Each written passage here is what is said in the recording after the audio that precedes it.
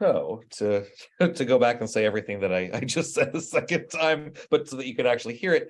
A relatively shorter class today.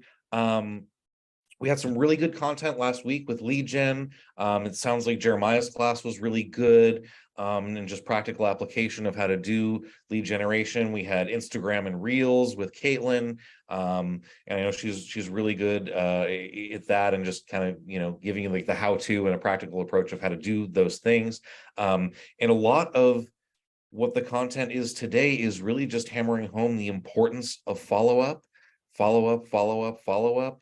The importance of trying to stay top of mind with those leads in your database and those folks in your sphere of influence, that when they're ready to do a piece of business, whether that's 3 months from now, 3 years from now, 10 years from now, that they're going to think of you when it's time to do that.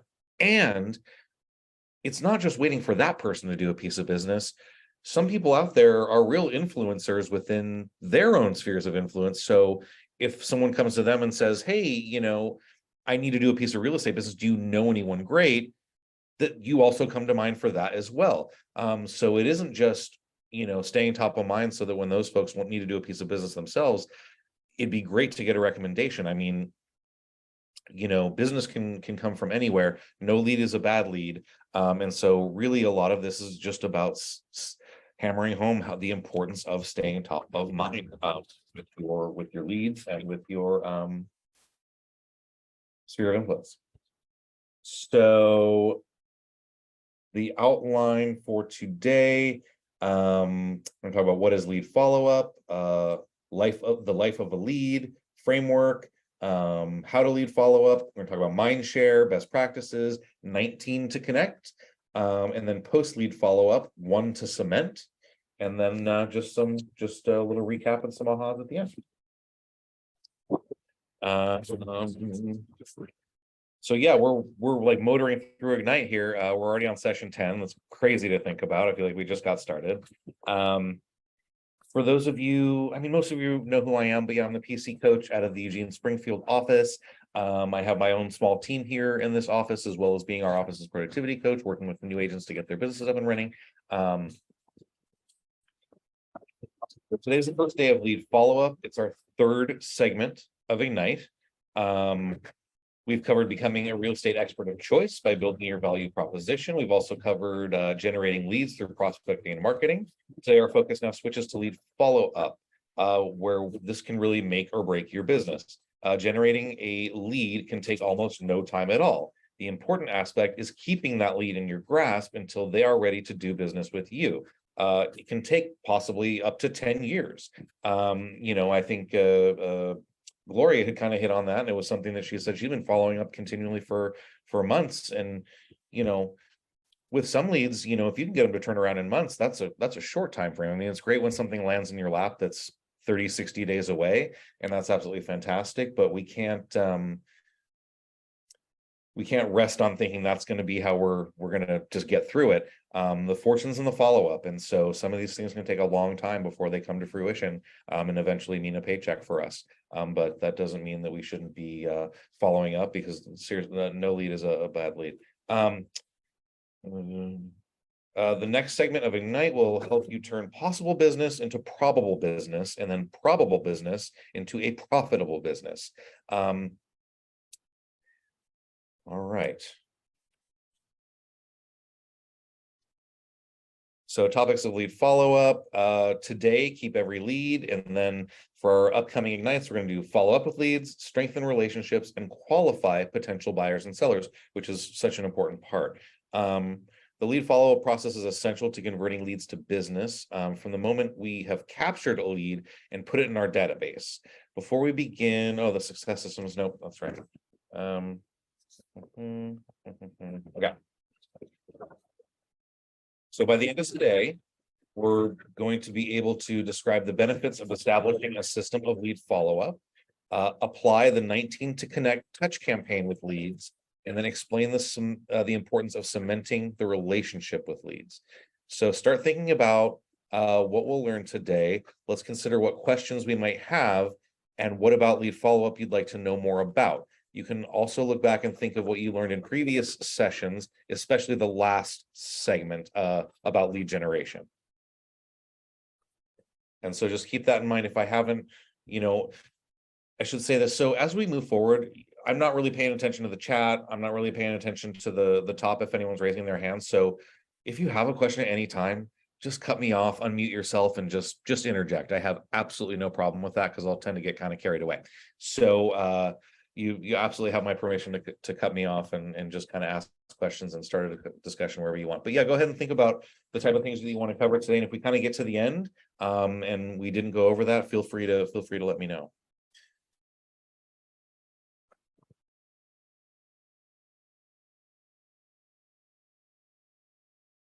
So if you're following along in your participant guide, we are going to be on the lead follow-up page. So let's review. Who can recall how we define a lead? Because I think when you first hear this, it's like a really powerful, okay, actually I was thinking client, but is there anyone that remembers in the previous session how we define a lead? So a lead is a person who has shown interest in the service you provide, and you have their contact information, although they are yet to engage in a two-way conversation. Person who's shown interest in a service we provide, you have their contact info, although you have yet to engage in a two-way conversation. So maybe you have a listing, you're running an ad on Facebook, and there's some call to action in there. They click a button, you end up with an email address and a phone number, and that's where you're at with that process. That's a lead. The goal of lead follow-up is to follow up with that lead with the goal of entering a two-way conversation. So here's a great question. So does lead follow-up only apply to a lead? No. Every person in your database, whether a lead or a contact in your sphere of influence, requires follow-up so that when they have a real estate need, they immediately think of you. So when it comes to lead follow-up, pretty much everything that's going to go along with the importance of follow-up and the different topics that come up here, it isn't just going to apply to when a Facebook lead comes in. It's going to apply to like what Skylar had said earlier with his friend from school that is in his sphere of influence, reached out to him. Follow-up just as important for that case, even though he's moved past the lead stage from them. Everything still applies when it comes to follow-up with someone in your sphere of influence. Consider this. Are the people you've put in your database only in your real estate database? Are you the only real estate agent that they know? Not likely.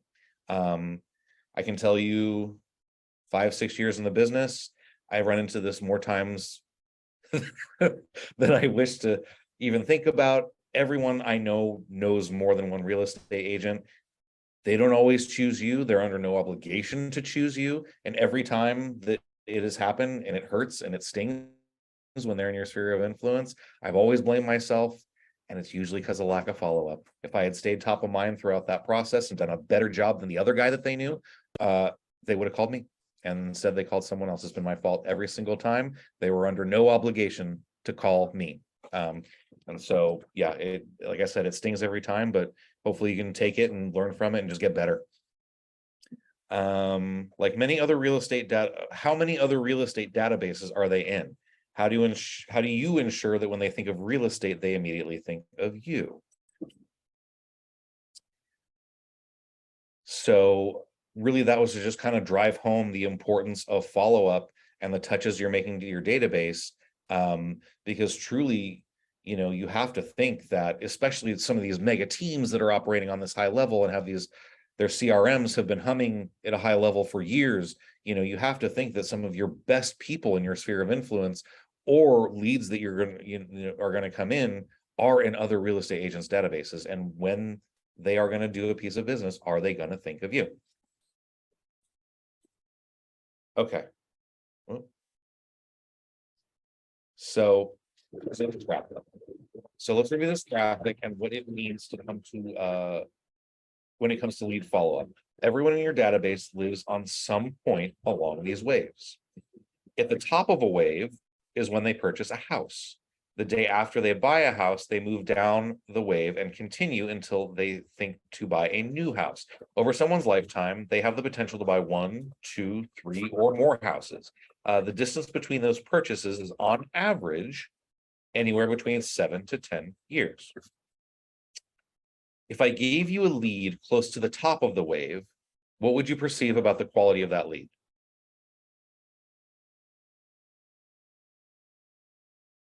If they're close to the top, they might be a good lead because they're looking to buy, I guess. Yeah, exactly. They're close. It's an A lead, but probably hot.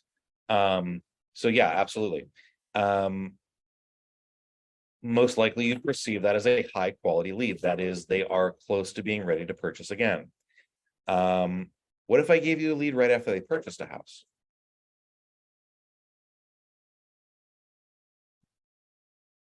It could still be a good lead. I mean, even if they're not looking to purchase, they could have the referral and you want to keep, they're going to keep you in mind. I love that answer. That's a great answer. So yeah, you may perceive it to be a bad lead. However, there are no bad leads.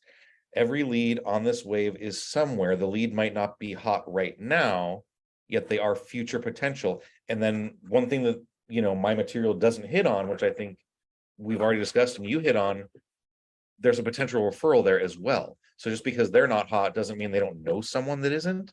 And by following up at a high level, that could come to you. As a real estate agent, following up with all leads with frequency and intensity is the key to remaining in close emotional proximity. So as any lead approaches the top of the wave and are ready to purchase, they think of you. This is where the importance of and value of lead follow-up comes into play.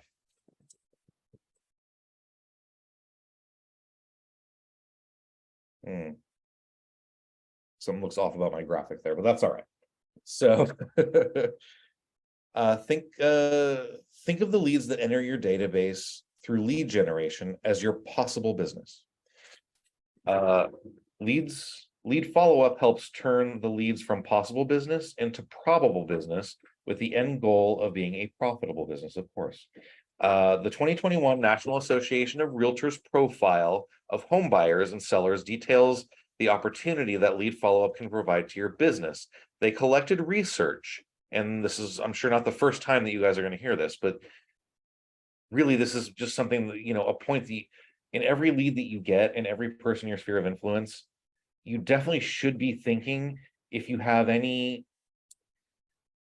you're nervous about putting yourself out there, if you're thinking, oh, well, they probably already know somebody or this, that, or the other, the statistic is so important. They collected research that shows that when selecting an agent to use, 73% of buyers only talked to one agent. 82% of sellers only contacted one agent. Since the data shows that most buyers and sellers only talk to one agent before deciding to do business with them, what will you do to ensure that you are the one agent for everyone in your database? And not only that, when a lead comes in, especially for like a listing, I think when you're new, sometimes there can sort of be confidence issues. A lot of times that I'll be, when I'm doing coaching with folks, I get a little bit of a sense of an imposter syndrome, that you don't deserve it, maybe. The thing is, you all have such amazing resources around you at KW. Everyone likely in your office is going to be willing, if you just knocked on their door and be like, hey, I got a question about this listing, I don't know anyone in my office that would be like, no, I don't have time, or I don't give away my secrets. That's secret sauce. No. Secret family recipe. You can't have it. We have such a different environment than in our offices, that you are deserving of these leads. You are deserving of the appointments. Go out and get them. They called you most likely because the personalities a fit. And considering the fact that, it's on a listing side, 82% of those folks are only going to talk probably to you, and not be having you interview against agents. Go after it. Go after it.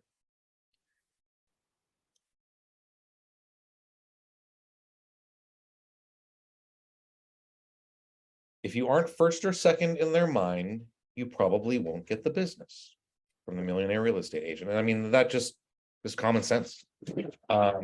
This concept of taking up space in people's minds through staying in close emotional proximity to them is called mind share. Emotional proximity is a result of engaging in the touches with your database. Thinking back to the day you learned about lead generation, what touches are the strongest when it comes to relationship building? What about the weakest? Anybody have any thoughts on that? What kind of touch would be a strong touch? What kind of touch would be maybe a weaker touch? And there's no necessarily wrong answer here.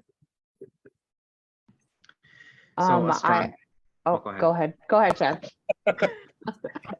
a strong touch, I think, would be like a personal conversation on the phone or face to face, kind of that in-person type touch. And I think like more of just like a passive touch could be just like a social media post or an email or something like that.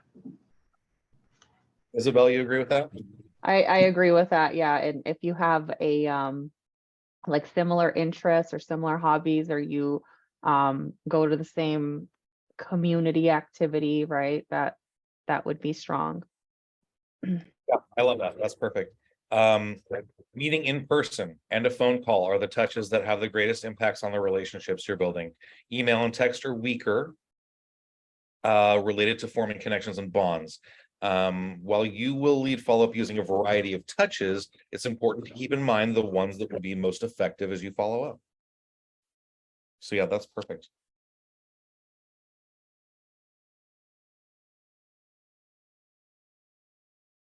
Okay, moving right along, how to follow up. Just like your intention to be strategic with your lead generation efforts, you should be strategic with your lead follow-up efforts. Be thoughtful about how you would follow up. Be thoughtful about how you will follow up, and leveraging the highest value touches that yield the greatest results will help you convert leads at a higher level. So if you're following along in the guide, we're now at the Fortunes and the follow-up Mindshare page. Mindshare is gained through positioning yourself in front of your leads frequently with relevant and timely information. The goal is to open the door to two-way communication, in addition to getting them to think about you anytime they think about real estate. And again, I think it hits on that two-way communication again, and that's because a lead is just a lead until that two-way dialogue has been opened.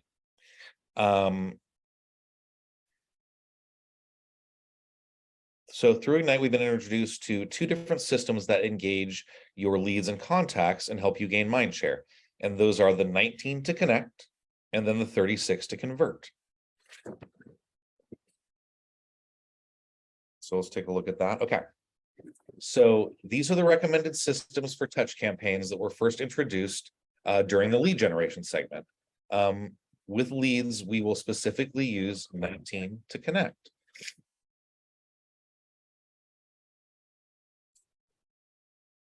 So the 19 to connect, just to review, that's made up of 4 phone calls. That's 1 per quarter. 12 touches that are a monthly email, newsletter, market report, video you're emailing out. And just to kind of hit on this really quick, video messages, it's so underused. I have a great lender that I use a lot, and I get a video message from her once a month like clockwork. And I can tell you that so few people are doing that. I love getting her video messages, and it's so effective. And so if you are on the courageous side and don't mind recording yourself and want to send out your like, you know, your market report or some home tip via email and recording yourself, people want to see you. The most interesting thing to look at in the world is other people. And so I highly recommend video if you have the confidence to do that. Anyways, I got sidetracked there. Sorry. 12 touches are going to be an email of some form, whether that be a newsletter, market report, etc. 2 touches related to promotional direct mail. And then 1 touch that's like a client event or a party. That's a touch I feel like I tend to excel at. Love to host, love to kind of get together, break bread is what it, can be called that as far as lead generation goes. And it's a high value touch. And so I do put a lot into those types of things. But again, that can be tough to pull off too. and there's a whole bunch of ways to go about that client event or party. And I won't take a deep dive on it now, but whether it was a holiday party, some sort of client appreciation event, there's all sorts of ways to do it. There's a really successful agent out of our Salem Market Center that loves to do picnics. And so their high value touches that they do with their client database are they're in a park setting, they're barbecuing. One is around Easter, and then I think she does one in the fall as well. And hundreds of people come. Like, her events are very, very long. So yeah, but that one touch that's an event or party, I think that should be understated. The intent of these touches are to be spread out over the calendar year, which equates to about one touch every 3 weeks. The goal of communication is to establish a formal relationship and open two-way communication. Keep in mind that this is just a list and not prescriptive of the order you should complete them. For example, the 4 phone calls will have the greatest impact if you spread them out once per quarter, which seems like common sense, but it's not good that it's in that it's in here. Yeah, the 4 phone calls, you certainly wouldn't want to get a lead and make 1 phone call a week for 1 month, and then the other 11 months of the year, that person is not going to get touched up. A lead should be able to be added to your touch campaign immediately. Be aware that when communicating with leads, it's speed to lead. And so we talked about this probably multiple times. I wasn't on every Ignite call, but I know I specifically talked about it in a previous Ignite. And it was a PC class, but your odds of connecting with a lead are so dramatically increased if you were to reach out to that lead that you got within 5 minutes of getting it versus 10 minutes of getting it. I can't remember what the exact number is, but the likelihood that you're going to get in contact with a lead that you received it just drops dramatically in just 5 to 10 minutes. And I can only imagine that if it's a couple hours, just how much likelihood you've lost that you're ever going to get in contact with that lead. So speed to lead. And I apply that speed to lead to a lot of different things as well. Even I've already got the lead, I might already have the client, and I know they're working with me, but they're like, oh, I think I found the one. I see this house, I really want to go see it, this and that. I'm like, all right, let's book the showing, let's get out there. I want to capitalize on that emotion, and I want to capitalize on them being excited. And so I'm going to be right excited there and speeding to lead to get to that house and hopefully write an offer on it as well. So speed to lead is just something that runs through my mind a lot being KW. And it doesn't just apply to like an internet lead. It applies to a lot of things. If there's if you've got the momentum, ride that wave. Sorry, lost my spot. Order. Okay. Speed to lead. So this is how quickly you reach out after the lead has engaged with you. Your speed to lead should be rapid. Just think that if that lead entered your database through a social media post, and consider how quickly that person has already moved on to engaging and interacting with other social media. And if I just think about myself and in my own life, probably pretty darn quickly. What if the next account they interact with is also a real estate agent? You should engage that lead before they could contact another agent.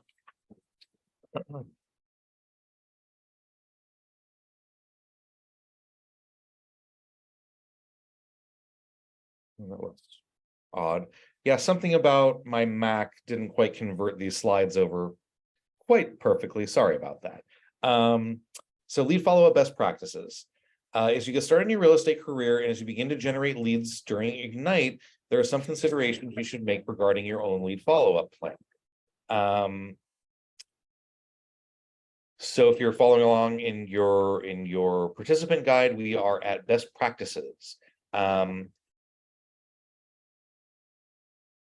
So some things to consider when following up with leads are: match the touch campaign with your strengths.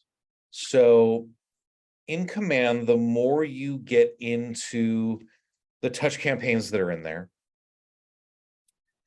you can go into them, change things to your liking. Maybe there's a touch campaign that you think is really good for first-time home buyers. I know that there's one that My teammate puts our first time home buyer leads in, and they really like it, except for there were a couple things that weren't quite right for us. And so you can go into each email that's going to be sent out in that campaign and switch some things up. I think what it was because the point of what I'm saying is more people are loading in their own touch campaigns that they've built into Command and to our big library of different touch campaigns. It gets bigger and bigger every month, and you can just take what someone else has done and change a couple things and make it work for you. And I think the things that we had to change was because the lead campaign for new home buyers was for a different state. Some of the things weren't quite right for Oregon, and so those were kind of the changes that we made. That's not what I think that the point of it was making, but match the touch campaign with your strengths. I wouldn't advertise something that you're not super strong in, because you get, certain personality types aren't going to call you out on that, but you might run into like a certain personality type will be like, oh, well, in your touch campaign, you said that you're great at this. So I would just kind of vet any touch campaign that you put someone on to make sure that it's all in alignment with, where you're at. Be prepared when you reach out with the reason you are calling or contacting the lead. For example, sending market information as the touch prior to a phone call. Make sure that each time you communicate with the lead, they know that you are in real estate, how to reach you, and how to refer business to you. I think one of the big missing pieces when we make these touches is making sure that they know that you're in real estate, or even going a step further than that and asking for the business. Like, hey, well, if you ever know anyone that's buying, selling, or investing in real estate, please feel free to give them my number. Do you know how to reach me? When you're going to complete your daily lead follow-up task, this should be time blocked as a separate activity from your lead generation time. And then set your personal standard for speed to lead. What time frame do you expect yourself to communicate with a lead? And like I said, we're talking minutes with that kind of thing. I mean, if you're going to do an ad spend on Facebook or something like that, to get the most out of your money, we're talking minutes that you're going to want to be following up with these leads. All right. So design your annual 19 to Connect touch plan. So now you have now we have a chance to think about and design our own 19 to Connect plan, so we'll be able to implement it easily. Review the details on the slide. So again, that's 4 calls, text, conversations once per quarter to connect with every lead quarterly, offer something of value, ask for a referral. 12 emails, whether that be newsletter, market report, video, etc. And there's just some ideas of what these things could be. So email a birthday card on that appropriate month. 4 market reports, kind of spread those market reports out. I think that you're not really going to be giving something of value every month. If it's just a market report every month, you're going to want to switch it up. That's going to get boring. That's going to get an unsubscribe, 4 informative videos. Like I said, I think that's something that not a lot of people are doing. Most folks don't want to hear themselves talk or watch themselves back on these videos, but the person watching that, they're not thinking that. And so I think that would be a way to stand out for sure. 2 informative emails, and then 1 neighborhood newsletter. Those are all great little ideas of something that could make up your 12 emails that you're going to send out. So 2 promotional direct mails. That's something that's going to hit their mailbox. These are great ideas. The local sports team schedule and an annual calendar. Those are very, very popular things because they end up on fridges. And then folks, every time they go to the fridge are going to see your little face there underneath the duck schedule or whatever it might be that you sent out. And then 1 event organize. Oh, that's a great idea for an event as far as organize a neighborhood park cleanup. Because when we talk about, I talk about these mega picnics that this one agent does, or this ice cream social that this other agent does, or like my big parties that I try and do. This can be pretty expensive, actually. But organizing a neighborhood park cleanup, not everything has to. There's some very cost-effective options out there with ways to organize events for your So yeah, these are examples in the plan column, and you're welcome to use these ideas on your own. Of course, there may be costs associated, and you're the business owner, so those are your ideas to make. But what we talk about a lot, especially for folks that are newer and just getting started, is let's become income generating first, and then start incurring some expenses later. We want to run profitable businesses. So it's supposed to allow a little bit of time for you guys to just kind of brainstorm on your own, some ideas of what your newsletters might be, or the different event that you might be interested in hosting. So I'm going to go ahead and just give a couple minutes, just for you guys to kind of think about this for a second. Maybe write a couple ideas down of what kind of emails and content you might send out for your 12, what kind of content you would send out for your direct mail, what kind of event might you throw. And I'm just going to pause for a second and grab a tissue.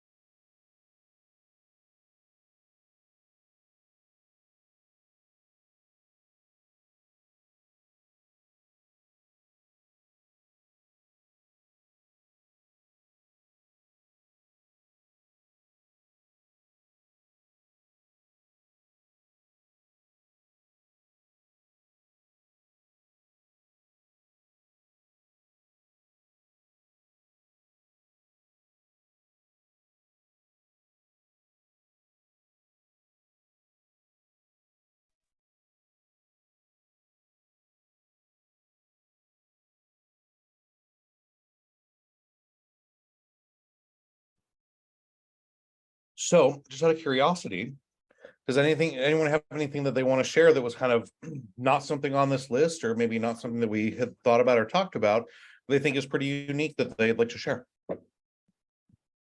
Or maybe it doesn't have to be unique, it doesn't have to be groundbreaking or anything, but just something we haven't covered as a way to, follow up with and keep in touch with leads and with your sphere of influence.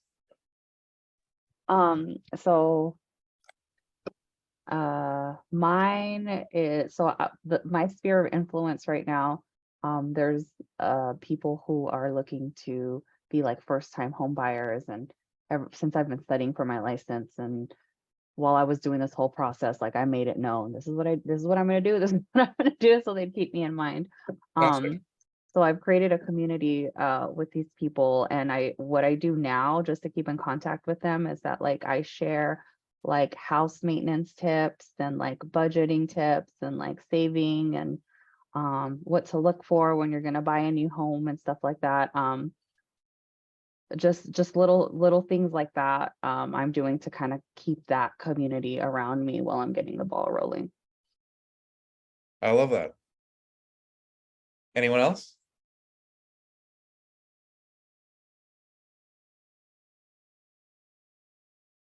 Okay, so I just have to call this out here. It's not related to what we're doing here. Erin.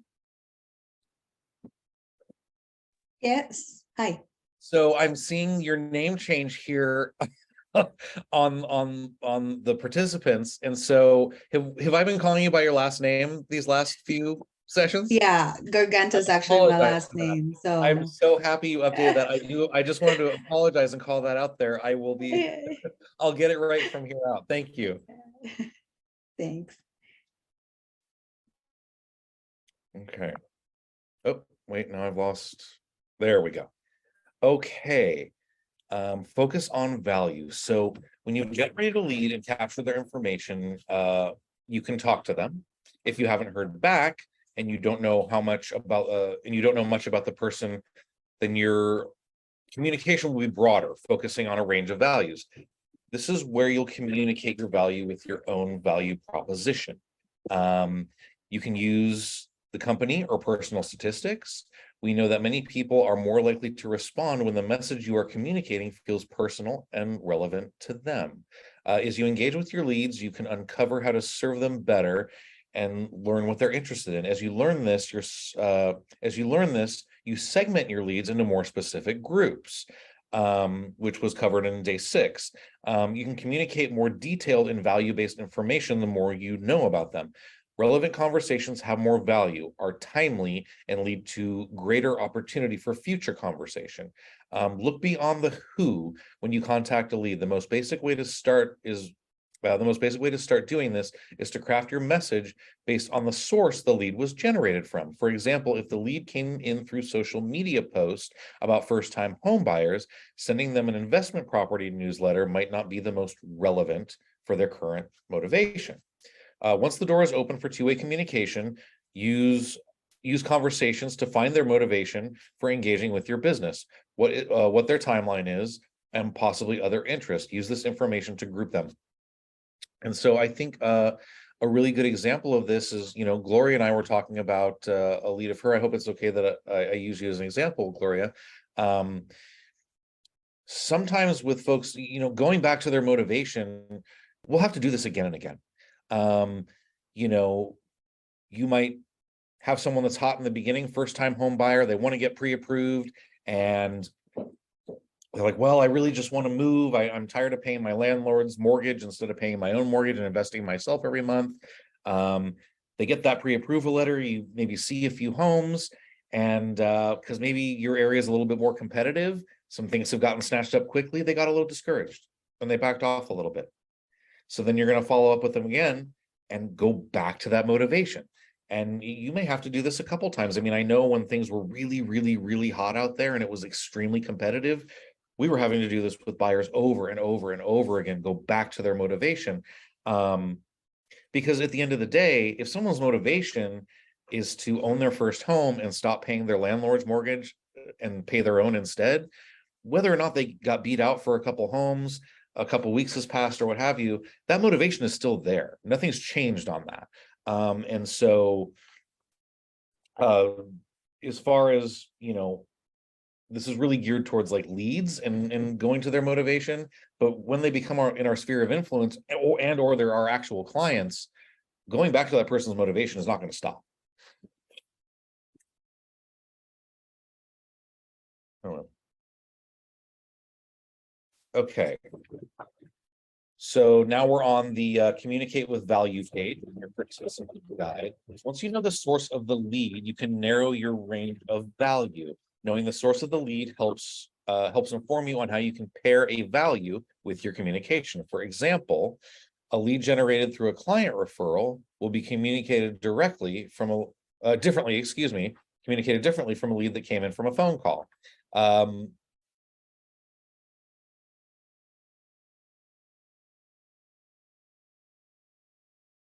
Okay, so first consider the lead sources that you already have in your database. If you aren't sure where to start with referrals, open houses, or social media, since those are activities we've learned a lot about or engaged in since starting Ignite. On the screen, you can also see a variety of possible lead sources you might have in your database. So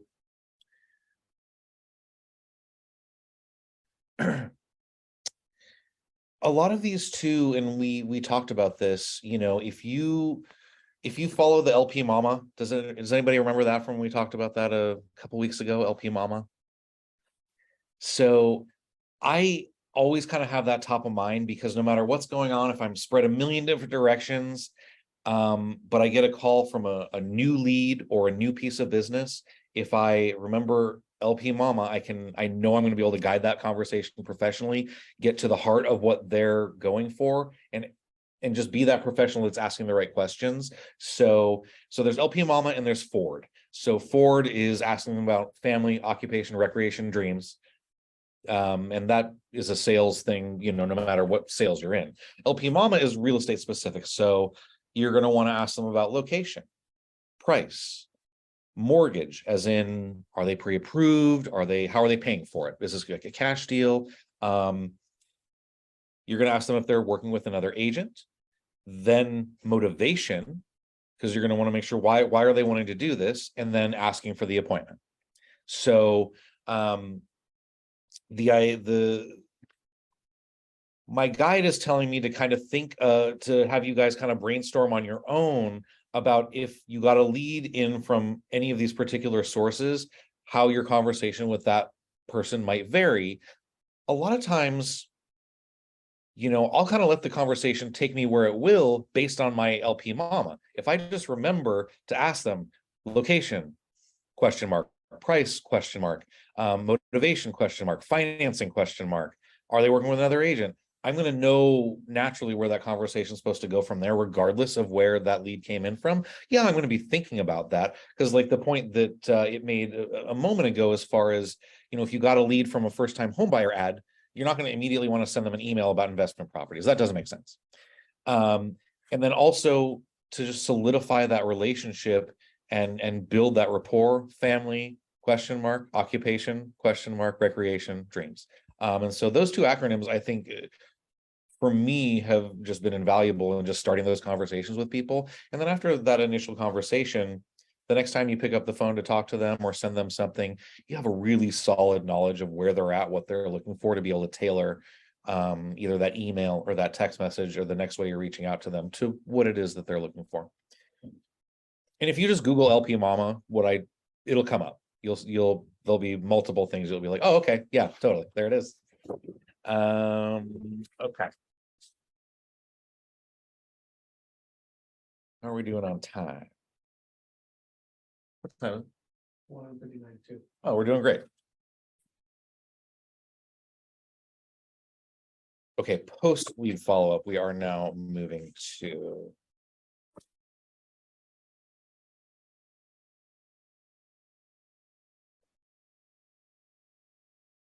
Wait, something is wrong. Hold on, I'm off, guys. 1 second.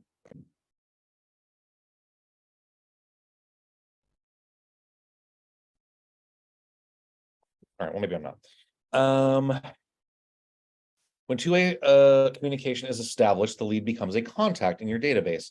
Then you move that person from the 19 to connect to the 36 to convert, and then cement the relationship. So, no, I'm sorry, I'm off with my script here. Hold on a second, guys. I apologize. It's okay. Here we go. After you obtain permission to have the two-way conversation, the lead then becomes a contact in your database. In Command, you will do this manually. This also means that you'll move the lead from the 19 to connect touch campaign to the 36 to convert touch campaign. You achieve the purpose of the 19 to connect, which was to connect with that lead, opening the door for a two-way conversation. Connecting with that lead does not necessarily mean they will do business with you or that your relationship is as strong as it could be. That is why you then continue onto another touch campaign, which obviously becomes more intense because you've nearly doubled the touches. Whether it's a lead or a contact in your database, everyone should be on a touch campaign. This is how you'll gain and keep mind share while continuing to do all the jobs of a real estate agent.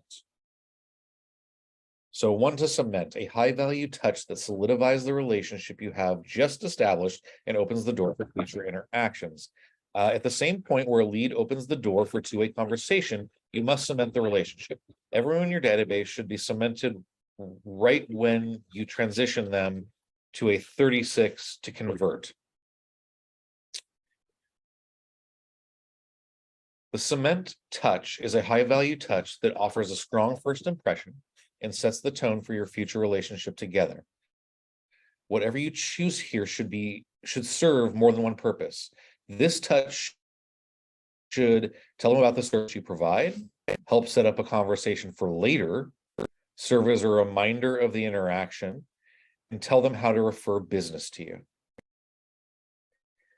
Tell them about the service you provide, help set up a conversation for later, serve as a reminder of the interaction, and tell them how to refer business to you.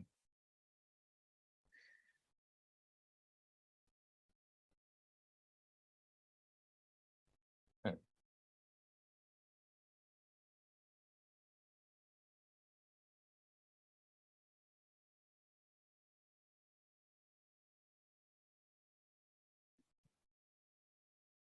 Wait, what's happening? I just lost all of you. Are you guys still there? Yes, we're I'm still here. here. Yeah. Here, That was so odd. Okay.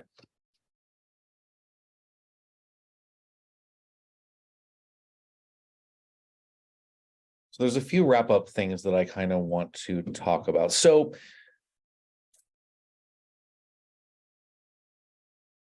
I guess the 36 touch is for another session. I thought we were about to head into that, but I was wrong. I was not geared up for the slides to end. Okay, yeah, that was it. We're not going to talk 36 touch. I guess that is a future Ignite. I apologize. So one thing that I wanted to go over with you guys as well, which I thought was a slide here. Great. So just we want to be careful of the do not call if you are a cold caller, and you're just getting some numbers to go out there and call. Just be careful of the do not call list, just because that's something that's on us. So it's the penalty for that you don't want to incur. So if you are going to be making cold calls, I just thought it was a good point of order to just kind of re-solidify out there with everyone. Just make sure all of our principal brokers and our compliance officers have the resources. If you need to get the link to the do not call registry, to just make sure that you're vetting out your calls as you're making them. I just wanted to extend that warning to everybody. And let me just quickly read through some of this stuff and see if because the daily success systems, it allows for the next 2 hours to kind of go through those, which is supposed to be an individual thing. But as I was reading through this material earlier, there was a couple other things besides that I thought might be interesting to say. Just give me 1 second.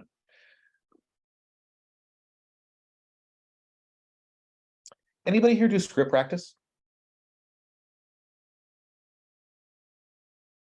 Well, I just want to put out there that oh, go ahead. I'm going tomorrow. Oh, I'm nice. starting tomorrow. Yeah, great. So Matt Spate does script practice in the mornings for all 4 of our offices.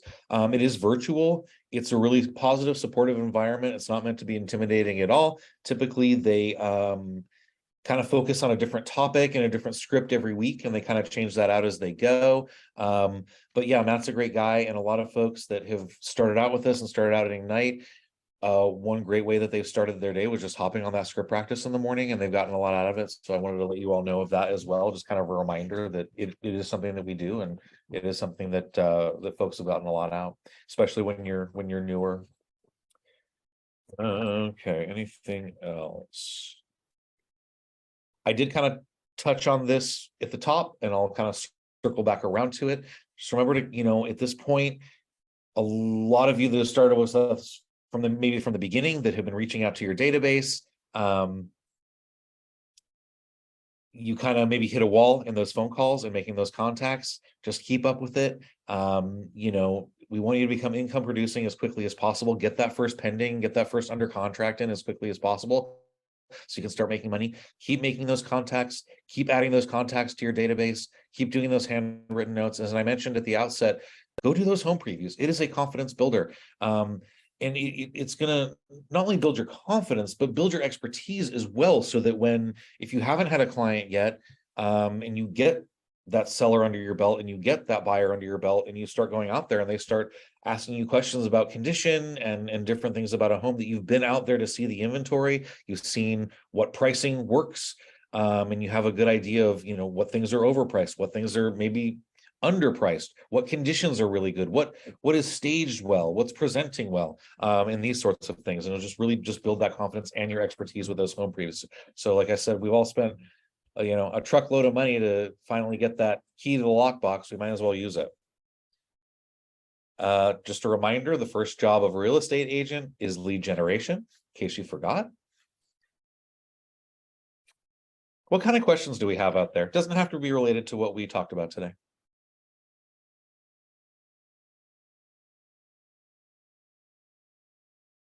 I'm gonna get rid of this. May I ask a question? Yes, please. Yeah, so you mentioned about cold calls. I don't know where some of the agents are in here. I have not tried cold calling. So how do you go about when you're starting off to do that? Like, where do you get the information to get the names of the people that you wanted to call and things like that? Just kind of an introduction to the whole cold calling. Yeah, I mean, they are purchased. Okay. So like Mojo Dialer is a really popular one that folks use. And I could certainly, so I'm not a cold caller, never have been. Okay. And so as far as like a specific site that I could like steer you towards, I don't have a great recommendation. And the reason why I don't want you to just Google it and go with the first one is like, who knows if that one is an even good one. And so, what market center are you in? Keller, Sunset Corridor? Yeah, so I would ask Jen. Oh, okay. Yeah, I would ask Jen. I don't know if she's been big into cold calling either. I've always been sphere of Mhm. influence. Yes.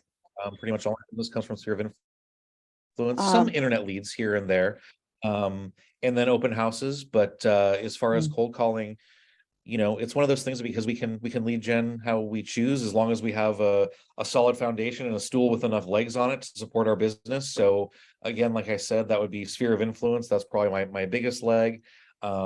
Second would be internet leads, and then my smallest leg is probably open house. But Mhm. that's what holds up my stool, and I don't include cold calling. So sorry, I don't have a great answer on that. But yeah, I would ask Jen for a good recommendation. Skylar, are you a cold caller? I've done a fair amount of cold calls. Yeah. Okay. My approach is a lot different. At first, well, I was pretty targeted. I was driving for dollars and kind of finding those distressed homes in neighborhoods. And so Okay. it was very specific. And so, you know, you could go about it the most like manual way, and that just be like going on something like True People Search, typing in their address, and usually that will bring up a homeowner's information, and you just call them from there. The one thing that I haven't been good at is checking the do not call registry. So that's something I need to look into before something happens. But that, yeah. But a lot of there are a lot of like things I'm assuming similar to Mojo Dialer. Prop Stream is one, Cash One is another. And they'll have these things that are like 90-day trials that you can do. And you can pick like a neighborhood and it'll give you everything you need to know.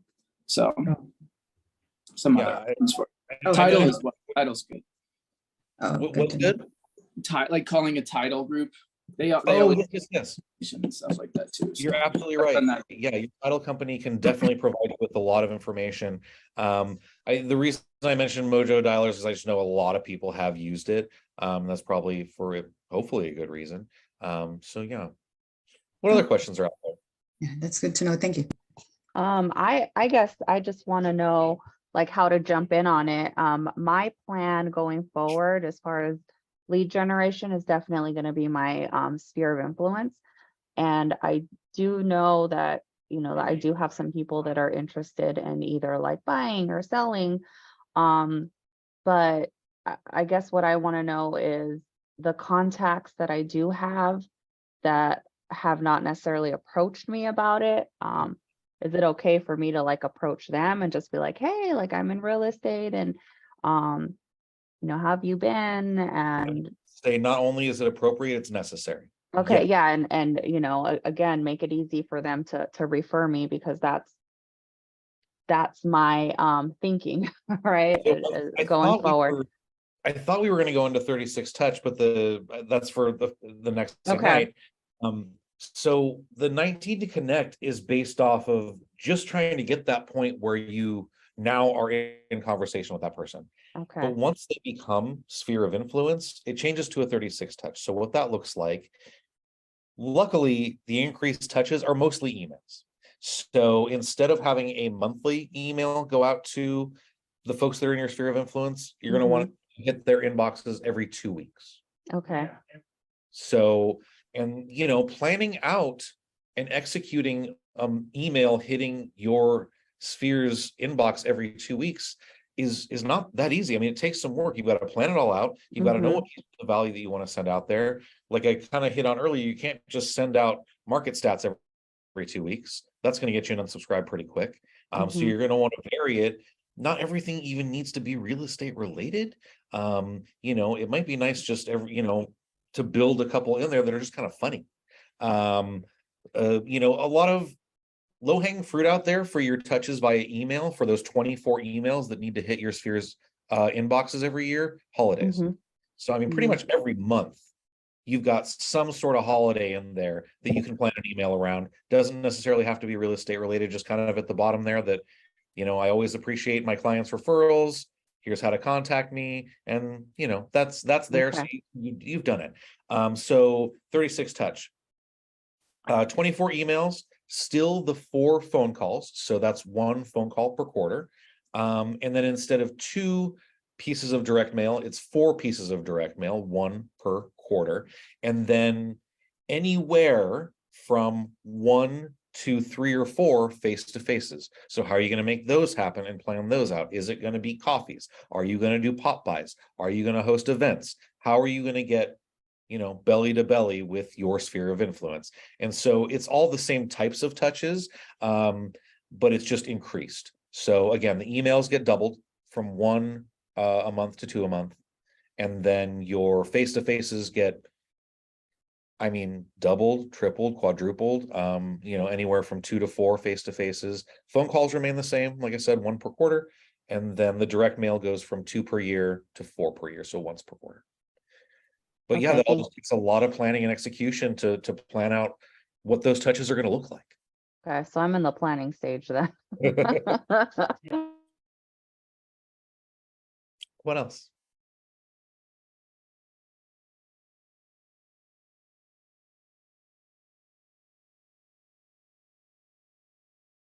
All right, guys. Well, I am slightly worried that I did not record that because as I stopped the PowerPoint, it said recording in progress. So that's not good. But I'm sure they'll let me know if I mess that up. All right. Well, if you guys need anything, reach out to your PC coach, and we'll be happy to help you with whatever's going on. Thank you. Thank you, Aaron. Bye.